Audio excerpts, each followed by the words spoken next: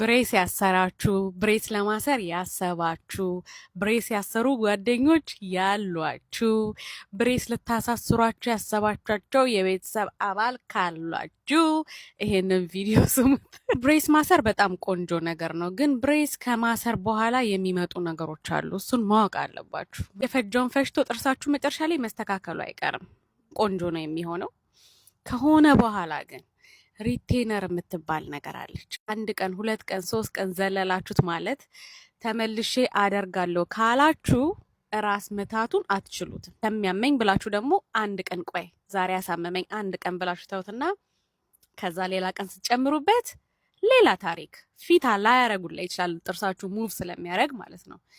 ስለዚህ ሪቴነሩን የማድረግ ትዕግስት የማይኖራችሁ ከሆነ ጥርሳችሁ ድጋሜ መከፋፈቱ ስለማይቀር ሪቴነራችሁን እንዳትረሱ ማድረግ፣ ያለበለዚያ እንደኔ ይኸው ፍንጭት። ስለዚህ ብሬስ ለማድረግ ያሰባችሁ ሰዎች ካላችሁ፣ ያረጋችሁ ሰዎች ካላችሁ፣ ልታወልቁ የደረሳችሁ ሰዎች ካላችሁ፣ የቤት አባል ልታሳስሩ አስባችሁ ከሆነ ከጨረሱ በኋላ ጥርሳቸው እንደወደዱት እንዲዘልቅ ከተፈለገ ሪቴነራችሁን እንዳትረሱ ማድረግ፣ ማታ ማታ ወይ ደግሞ ፐርማነንት ሪቴነር አሳስሩ። ቴንክ ዩ። ታመሰግኑኛላችሁ።